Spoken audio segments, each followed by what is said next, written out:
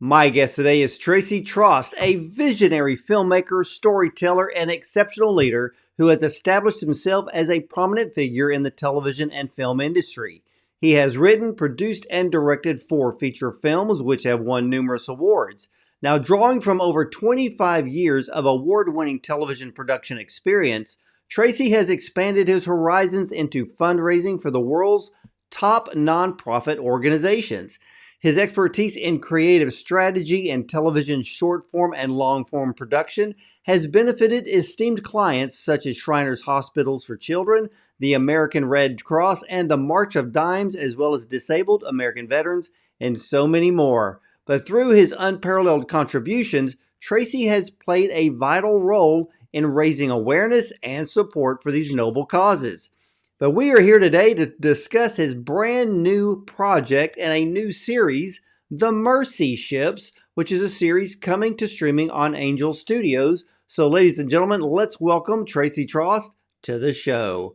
Welcome back, Tracy. Hey, Warren, it's good to be here. It's funny listening to that introduction. I need to update it a little bit. It's been a while. Have you already done more than 4 films, or?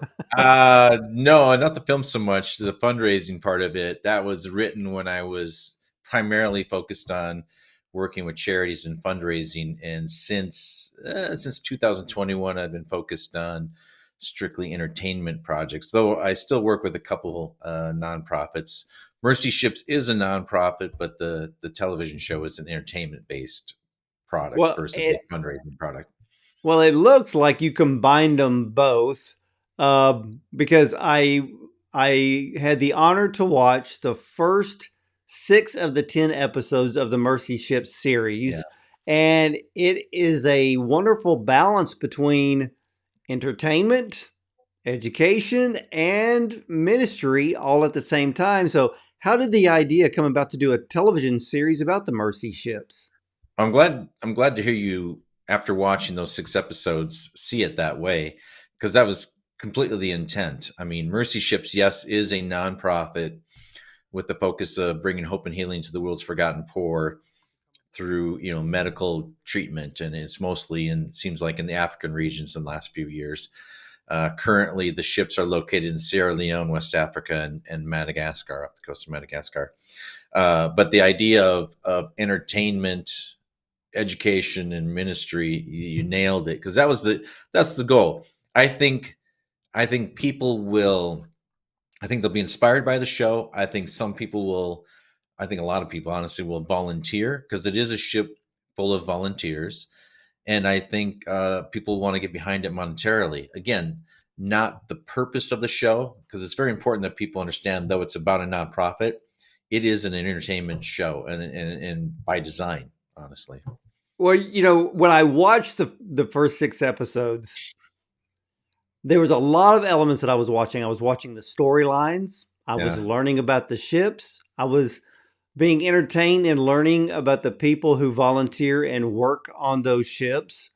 But what impressed me so much is here is an organization that's helping people and providing medical care in remote parts of the world that may not have state of the art facilities. But you bring that full blown entertainment factor that I have never seen in for an organization like this. I've seen the element of entertainment when, I don't even know the name of that show. It's where they're following all the people around that are working on cruise ships and things of that Below sort. Neck, And I think it is. Yeah, yeah, which is not something I would yeah. recommend for a family audience to watch. No, but it has the where you're learning. I hate in that instant you're learning. I call them you're learning the characters. Yeah. And in this case, we are learning the characters, but it's really the real people who are working on these mercy ships. So I was so impressed. To me, when I saw this series, you created something that was not necessarily out of the box, but I think you became a pioneer in an area that we have not seen before. How does that make you feel? Yeah, I would hope so. And we get different comments, because the show is going to be on Angel Networks. The process you go through the Angel Guild. If you're a member of Angel Networks, you get to vote on the content that actually gets on the app or on the system, and then you get to comment on it as well. And there's a certain bar that you have to cross. Basically, it's a numbering system, but basically to be able to be accepted on the app. And so I get to see all these different comments, and a lot of the comments that are interesting that to me I find is kind of a kudos or something telling me that we're on the right track. And one of them today was like somebody said, I don't like reality TV. I don't like the format. I don't like the style, but I'm hooked on this show. And I think the key to this show compared to some others, because reality TV is usually very, very produced and it's not even close to real. We really focused on telling real stories about real people. We focused on being authentic in the delivery of the story, their walk with God, their mission, their service, the work that they do, the things that they do off the ship, is just as important to me as the mission that they're working on there, and presenting it in a very authentic, very how can I say it, non-produced way. I mean, there is drama in the show through the different things that happen, like the fire, and the EMT drill and all of that. But the drama is situational. It's not people sleeping together and doing Well, it's drugs. not. Well, it's not. It's not scripted like reality TV No, is. Everything on no, reality TV is fake. None of that is real. pretty So much. maybe they Yeah. should call it fake TV from now on. Fake, But yeah. yeah, That's we'll let Trump name that one. Fake yeah, reality.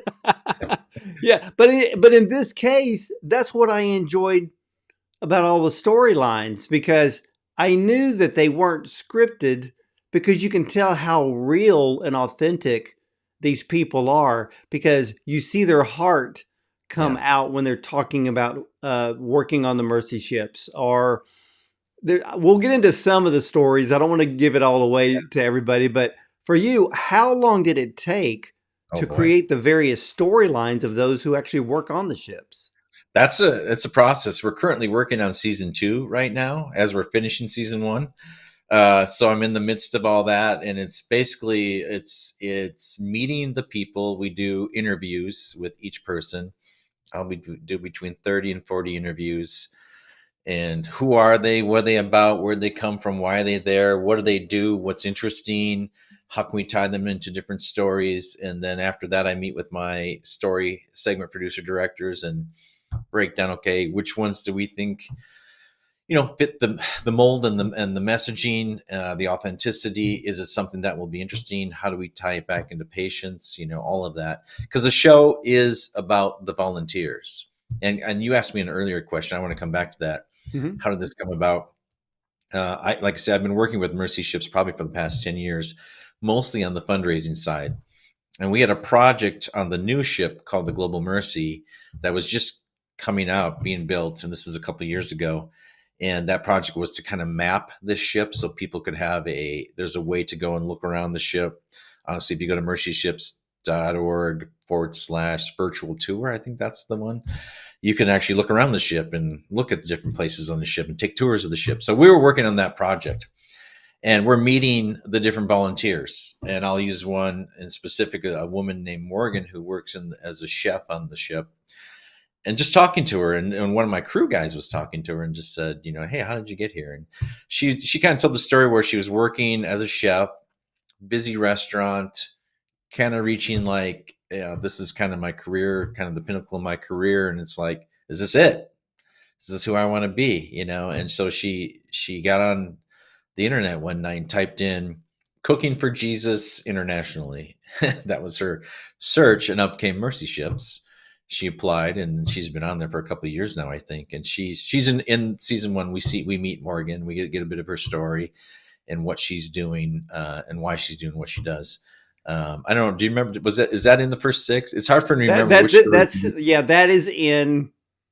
Yeah, it's in the first 6. It's either Okay, good. episode 5 or Sorry, 6. I But don't remember which but stories are in which episodes anymore. but there was something that I noticed, and I want you to kind of explain it.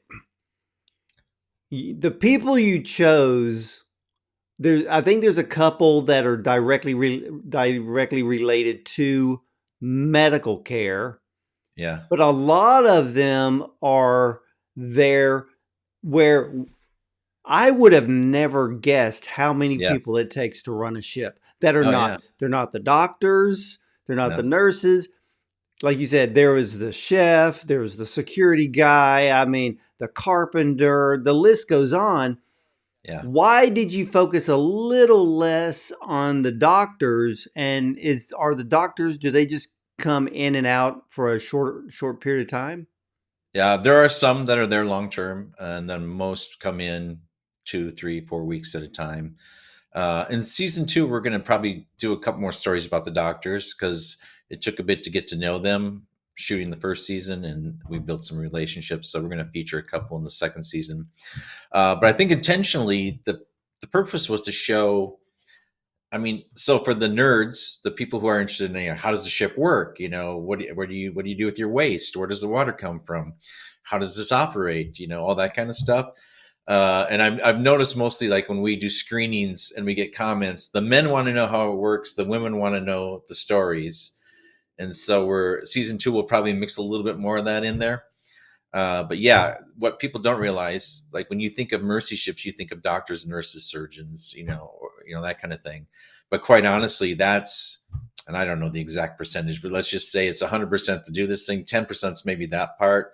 They're going to get mad if I say the wrong numbers, but there's this other chunk that people don't see that it takes to operate this ship. And I'm talking everything from human resources to IT to hospitality to ordering food and supplies. I mean, it's a floating city when it's all said and done. And I just thought that was really interesting because it was something I didn't know until I got on ship. Because when I was working with them, all I ever focused on was the doctors, nurses, and patient stories.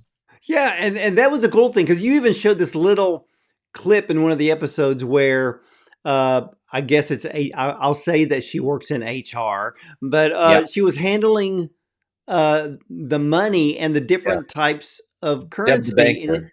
Yeah, it dawned on me. I was like, wait a minute, they're all yeah, volunteers, but if they step off the ship and maybe they're going to go somewhere, some people sightsee for a moment or whatever. I was like, so that's how all of that works. So yeah, me being a guy, yeah, part of me was just like, I want to know how this works, that works. How do yeah, they do this?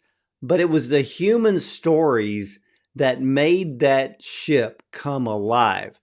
yeah. How long did it take you to film all 10 episodes? We were on the Global Mercy in Sierra Leone for about 4 weeks, and then we were on the Africa Mercy in Madagascar for 4 weeks. So about 8 weeks total. And then there's months of prep, pre interviews, all the logistics that go into it. So it's a full time gig for me and my team. Well, But yeah, Deb the banker was the one you were talking about. We get just a little piece of her story, but it was something that I didn't realize until I got on the ship. Like, hey, how do I get some local currency? You know, because the cool part about, I think you'll see that in, and I don't remember if Herod's story where he goes surfing, is that in the one episode you yes, saw? that's in this one. Yeah, so it's cool because when you're you're off the west coast of Africa and you get out of the city a little bit, it's an amazing country and the beaches are beautiful and the terrain is just it's exotic. Both even in Madagascar, I mean, it's one of the only places in the world that has lemurs on it, and you can go see lemurs, and so people when they go there, you get settled in. The ship is very first world, but then you get off the ship, you're very third world. But you got to have currency because there's markets that you'll go to, and of course there is a bit of a I guess what I call it. What do you call it? Not I'm trying to think of the word. Not vacation, but tourism. Sorry, there's a bit of a Right. Yeah. tourism Yeah. bit Tourism. there. So there's the markets where you can buy local goods and different pieces. I can't show them to you, but I bought a couple pieces I've got on my wall here that, to come back with. And so you got to have money. So they have to have basically a bank on the ship where you come in and you can convert your currency. And then like on the ship, there's a coffee shop and different things. And there's a supply shop where you can get snacks and there's some clothing and stuff. So you have to have some way of doing commerce on the ship. So that Deb helps set all that up and set your account up online. I went online and I looked it up because I was so intrigued because Sierra Leone and Madagascar, they're 4,400 miles apart. Yeah. That's, I think, 800 miles wider than the United States. How big of a challenge was that to coordinate? And were the ships Well, always we docked? did 4 weeks on one and 4 weeks on the other. So for us, we weren't skipping back and forth. So at least for shooting, I think we shot in April and October last year. This year we'll be in Madagascar in June, and then Sierra Leone in October. So Now, there was a story, which I don't want to give it all away, but I was intrigued on how and wondered how you, I guess, met the challenge. So there was a patient. mhm. She wanted to have surgery because she was going to get married, and at Well, the that's same, not exactly right. Yeah. So her name is Vivid Stata, and I'll do a spoiler here a little bit because it's still a great. Even if you know what's going to happen, it's a great it's story. a great story. Yeah. So she had a large goiter on her neck, and she lived in a village that was 9 hours away. And the only reason it's 9 hours away is because the roads in Madagascar are so bad. It's the equivalent of driving 90 miles, which would take us an hour and a half here in the U.S. It took us 9 hours driving to the to the village. It was pretty crazy.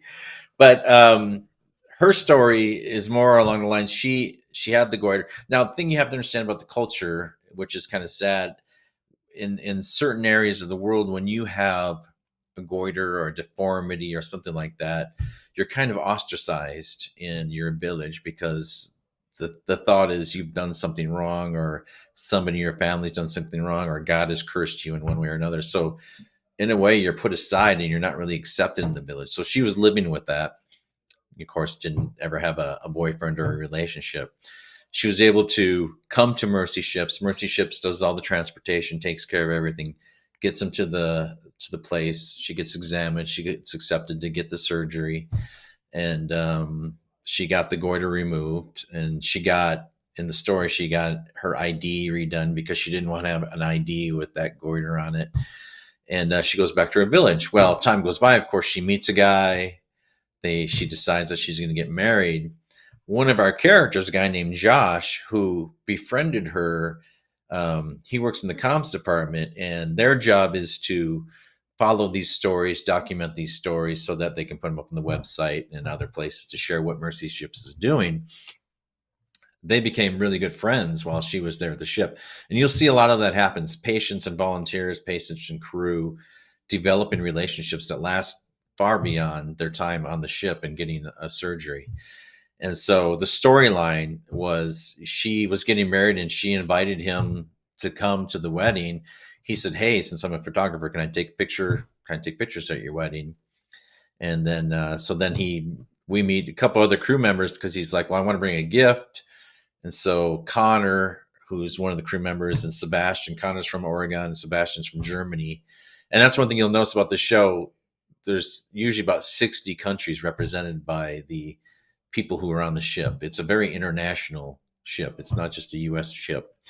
Um, Connor decides, well, why don't we build her a frame out of the local Malagasy, this red kind of hard wood that they do that. So we see them building this frame. Josh goes to the village, travels there. They get met by a group of people. And I was there when we did it. We had to walk 2 miles from the road to where the village was. And they sang the entire time, this group of people, as we're walking through rice fields. It was a pretty incredible experience, honestly. And then, there's the wedding, and then Josh takes pictures of the wedding on his laptop. We carried in a printer. He prints it out and he presents this gift in this frame to them at the end. And it's a beautiful. And the reason I'm willing to give that away is because we talk about that from the beginning, from the first episode. I mean, we kind of lay out the plan of what's happening, And but that's what seeing the experience, it was beautiful. that's what I loved about the so far of what I've seen of the series, because you start giving us storylines, but you don't use the episode to finish it. You make us wait maybe the next Some one, or people, maybe the people like fourth that. one Some people don't. down the line. Yeah. Well, that's television. That's how you got to keep people coming back. But I understand it, and I loved every single story. Uh, even and then as people watch this series, it's like you said, all the guys are wanting the technical aspects of how the ship is run. The women Mhm. love the stories. So there was one of the stories that I really, I was really happy that you put in there because I was kind of wondering. So there was a romance that bloomed and ended up Yeah. as an engagement, Hmm. which I really love the fact that you show that because it shows that there is life going on Yeah. outside the mercy ship or even within the mercy ship at the same time. We think of ministry just being ministry, but there are other things going on in life at the exact same time, and you show that. Yeah. Anton and Brianna is the couple you're talking about, and we get to follow them kind of along as their progress of their story and what they do on the ship and all of that.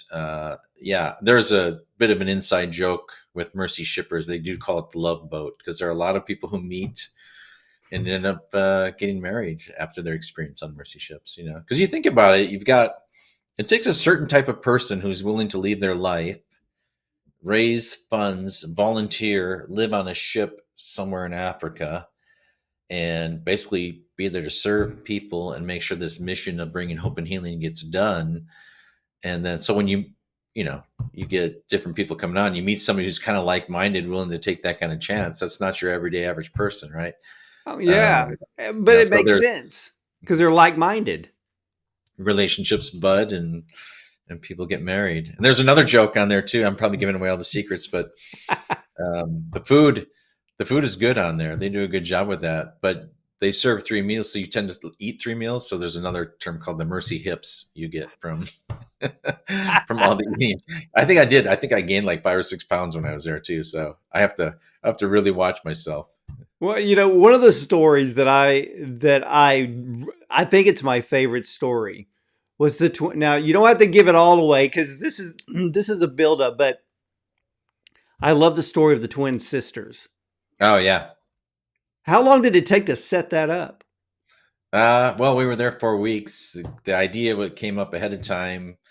We, you don't want me to give it away. So do you want me? I don't know how much I Well, want to get into I this. guess we I don't want to spoil every story, but I noticed that not only were you filmed in they were so that was that was the Madagascar, yeah, African Madagascar. Madagascar ship, and but you had to film one of the sisters at DFW airport. Yeah, well, she did it herself with her iPhone. That was all iPhone. Really? Yeah, yeah, yeah. So, okay, not to give too much away, but Yeah. basically, a woman named Beth, who's on the ship, she met her husband. I think he's from Sweden. I think he's from Sweden. Anyhow, Lucas, great guy. They're on the ship serving together. I think she's been there 8 years now. But when her parents retired, she's like, come to Africa. So their parents, she's a kindergarten teacher, her dad's a teacher, her mom works in hospitality. So they are doing life together on the ship. So all of her family members, except one, her twin sister, have been to the ship. So we surprise her with. I'll leave it at that. How's Yeah. that? Well, yeah, because it really brought a happy tear to my eye when I saw it because when I saw the sister, it was just the look on her face Oh yeah, was worth that whole episode to watch when it all came together. Now, so for fun. you, yeah. Now for you, um, were you how much when you stepped foot onto the ship? I Uh huh. mean, did your technical mind start going crazy? Like, I want to know how this works. How do you do Oh this? yeah, How I'm do you that do that? way. But again, I was part of the team that got to survey the ship, so I got to go on every inch of the ship, the Global Mercy. So that was really really fun for me. And I mean, it's an amazing vessel. It's I think it's the world's largest civilian run floating hospital, and it's the Global is 12 has 12 decks, including the very top, and it's huge, and it's hundreds and hundreds. I don't want to quote exact numbers because I don't know the exact, but I know it's hundreds of people. I know because on the land they also have a thing called the Hope Center, and that's where people will come in first, get ready for prep, all that, and then go to the ship, get their surgery.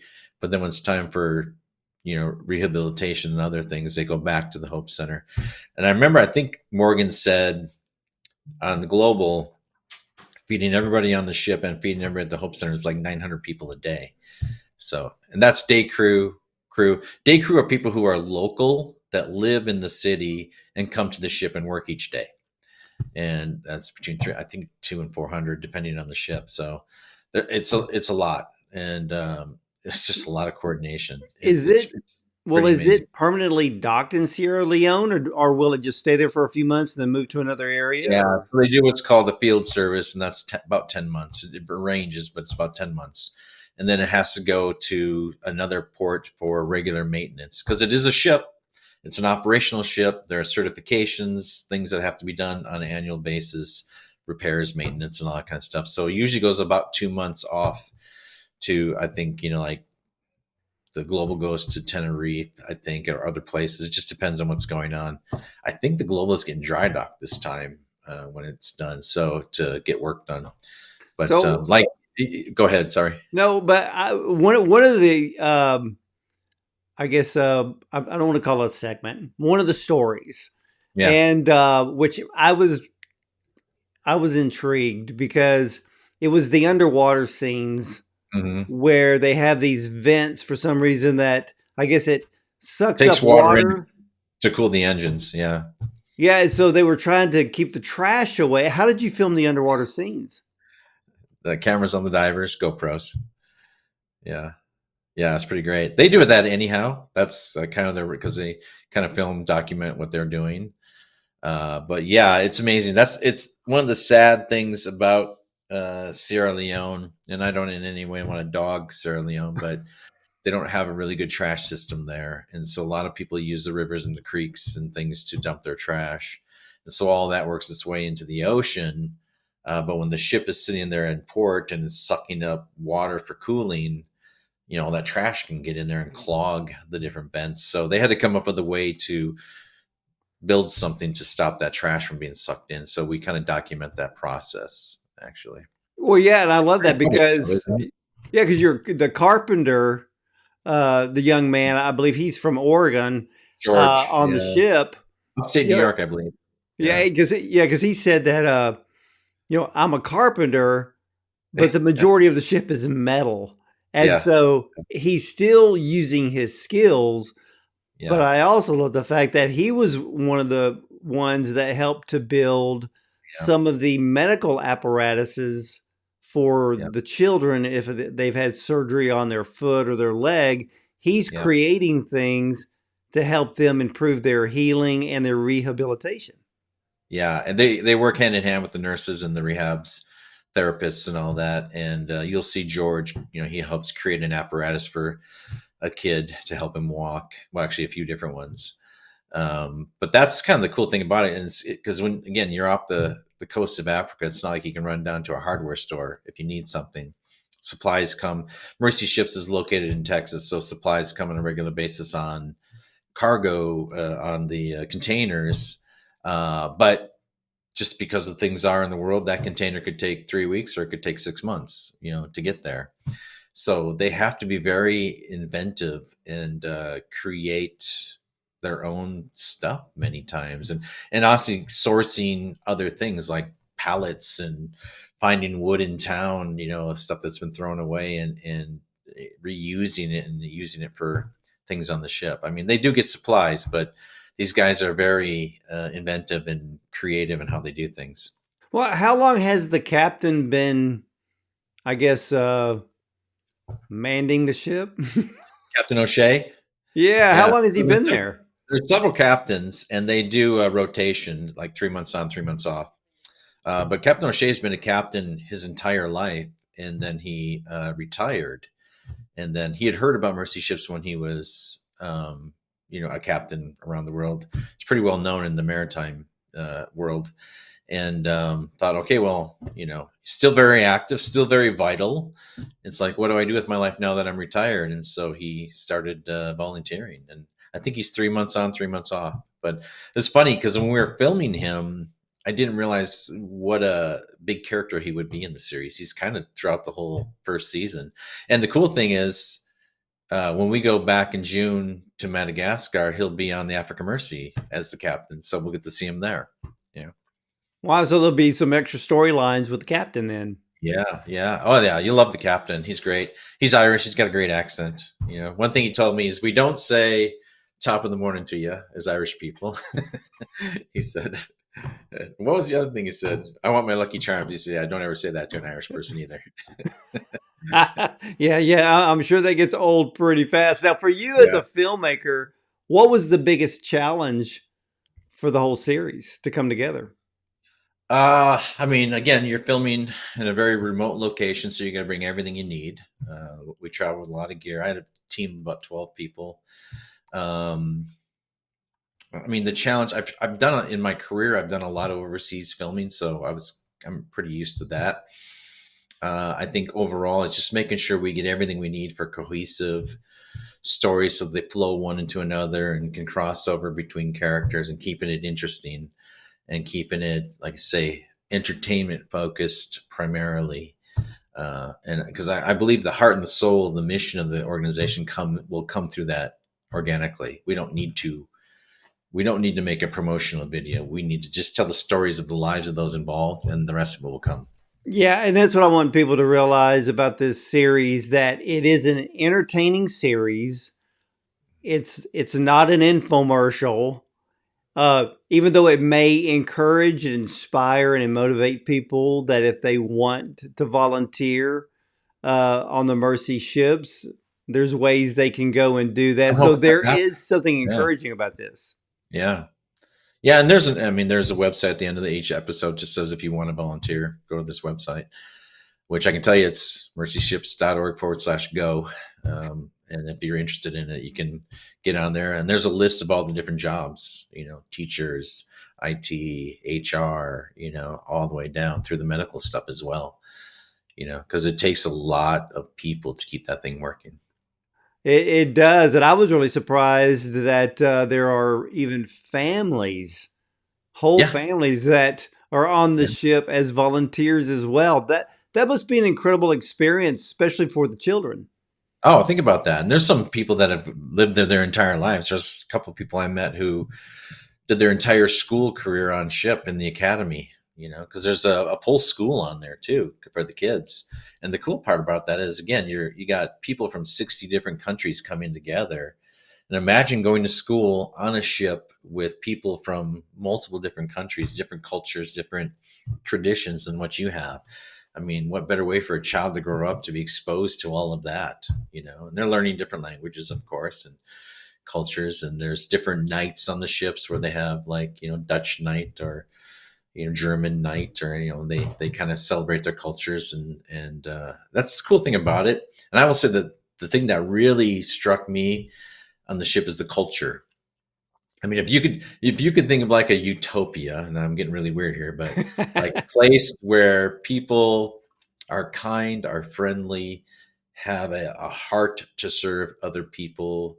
There's definitely a spiritual aspect to it, and I mean, it's crazy. People are saying hi to each other all the time, being nice to each other, helping each other.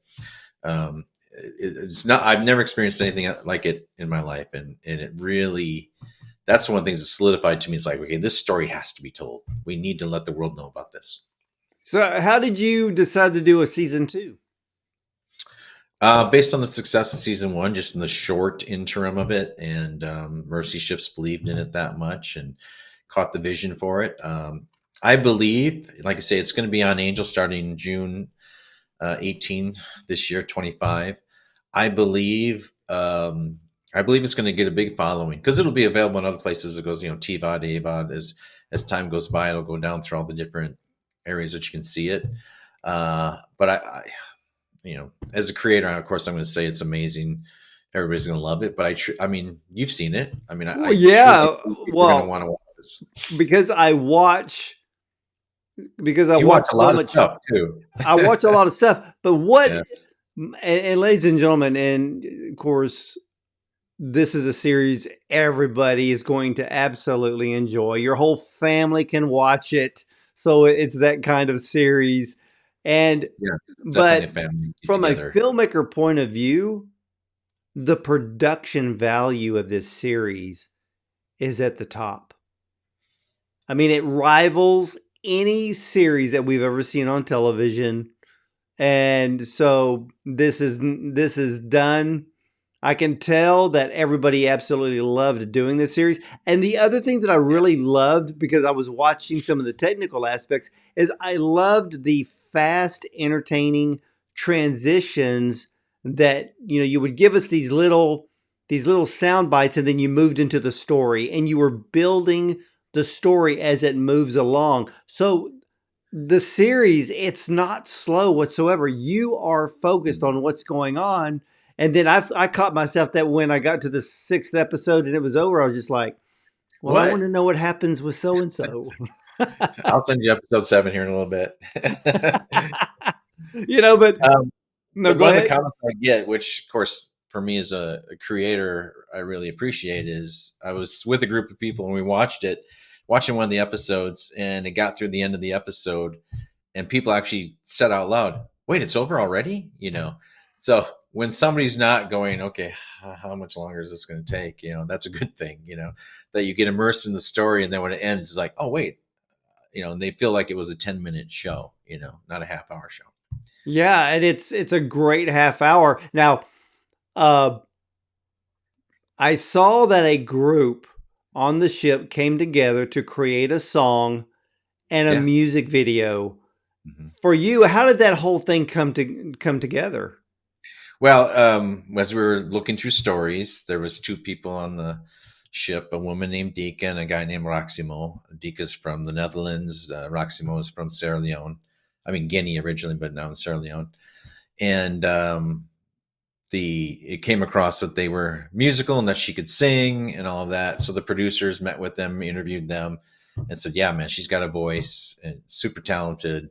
I said, "Well, then let's have them that be a storyline. Write a song, work through recording the song." The bonus was the blind school. We didn't have that in the storyline at the time, but through another character, he said, "Hey, I know of this blind school that has a choir." I thought, wow, that'd be cool. Let's do something together. So they actually, go to the blind school and record these kids, this choir singing, background and some stuff along with the song. And I thought, well, to culminate this, then let's create a music video on the ship. So they came to the ship, sang for Patience, and then we shot that music video. And I mean, again, I may be biased, but I mean that song is really good and it's It really catchy. it's Yeah, really good, and I loved the young man, the blind young man, yeah. and Voice is he he, fantastic. he's got the voice, and I'm Yeah. like, oh, because I was thinking as I'm watching the whole story unfold, and then I'm thinking of you as a filmmaker. I'm like, that must have been the most incredible experience just to see Fantastic. the Yeah. whole thing come together, and you have it on film, and now you get to share it with the rest of the world.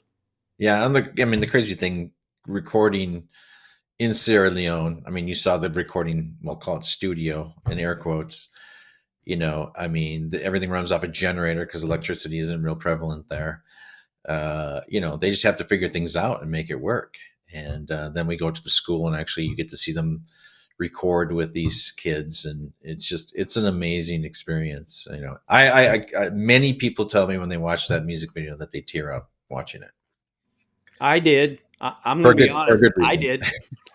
did. Not because it's bad, but because it's good. It's so good, and I love the fact that you literally filmed it as a true music video. We did as Eh, it happens. Yeah. Yeah. Yeah, because Now the music video was a little more produced. We had to get cameras all over the place and go through this song 4 or 5 times. It was funny because trying to explain to these kids who have never done anything like that, it's like, okay, we're going to sing this song like 10 times. Be ready. About number 3 through, they're like, how much longer? Oh, my legs are tired. They were done. I'm like, oh, a few more. And we're yeah, filming on top of the ship. Had to get the drone going. I mean, it was a bit of an undertaking, but it turned out really well. Well, I just loved all of the incredible effort that you and your whole crew put this thing together. The music video to me was the icing on the cake for this series. It was beautifully shot. I love the drone shots in this series because it allows A lot the, of drone the work in the series. Yeah. yeah, because it allows us, the viewer, to kind of get Mhm. a, an kind of give a view of Madagascar and Sierra Leone, Yeah. and to see what it's like to drive 90 miles. That takes you 9 hours to get into a remote area. Those are So long that, days. yeah, I love that stuff. Yeah, those were long days. I think we should have documented the trip a little bit more in it because it's hard to explain how bad the roads are there. We show it, but I mean, there was craters as big as the truck itself that we had to drive through, you know? Yeah. Wow, that Yeah. is incredible. Now I can't wait for the next 4 episodes, and of course I know that it debuts June the 18th, but now I'm excited with the fact that season 2 is going to be produced as well. And ladies and gentlemen, did you know that over 50% of the world's population lives near a coast? And the Mercy ships are the best way to reach people in need with safe, state-of-the-art medical care. Now, in places without access to medical care, there are children and adults suffering and dying from treatable causes. But without help, 1 in 11 will die before the age of 5, and the Mercy ships reach these vulnerable children and families and provide the hope and the healing that they have Mm. been praying for. Now, this series isn't just about the ships, but more importantly, the people on the ships. You are going to find that the Mercy Ship series, it's absolutely entertaining. Yes, 2 ships docked off the coast of Africa, helping many people with treatable diseases that, well, we kind of take for granted here.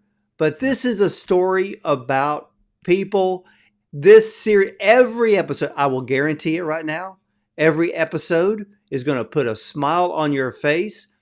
And as I do film reviews for others, this series, top notch production. You can't get better than the production of this series of the Mercy ships. And again, Tracy has told us that it's going to be on the Angel Studios app, streaming beginning June 18th, which means you can get Angel Studios app available on Apple TV Plus, Google TV, Roku, or just go to angel.com to know where you can watch it. And also head over to the mercyships.tv and join the mailing list to keep updated about this uplifting and inspiring new TV series. And also you want to be updated when season 2 hits, because once you Yeah. see season 1, you're going to be ready for season 2. But for all of you out there who want to know more about the ministry of the Mercy Ships, head over to mercyships.org for more information on how you can help, and maybe the Lord is calling you to, well, aboard an adventure of a lifetime to help those less fortunate. Well, Tracy, I want to thank you so much for coming on and sharing this incredible, entertaining new series. Thank you so much, man. I appreciate the time, and I look forward to many, many more years of doing this. I'm looking forward to it. And again, ladies and gentlemen, the Mercy Ships TV series debuts June 18th on Angel Studios. Check them out. Again, go to the mercyships.tv for more information. And like I said, it's entertaining, it's heartfelt, it'll put a smile on your face. And at the same time, you see people who dedicate their lives for one thing, and that is to serve others. So we can all take a lesson from that. And for some of you, you may be motivated enough to contact Mercy Ships yourself. Who knows? You may be finding a new job pretty soon. So again, I want to thank everyone for watching and listening, and I'll see you next time. This summer, Angel Studios invites you to come aboard the world's largest civilian-run hospital ships to meet the team of international volunteers who are living their faith and healing those in need. We all feel God's calling to come and help anyone that we can. We want to try and make the world a better place. Witness the tears and triumphs. When Mercy Ships sails in, we really do see hope again reignite in people's eyes as we look at them and show them Jesus' love. Come and join these everyday heroes on board the Mercy ships. There's no other ship in the world that has a cargo of hope and healing. Begin watching for free now on Angel.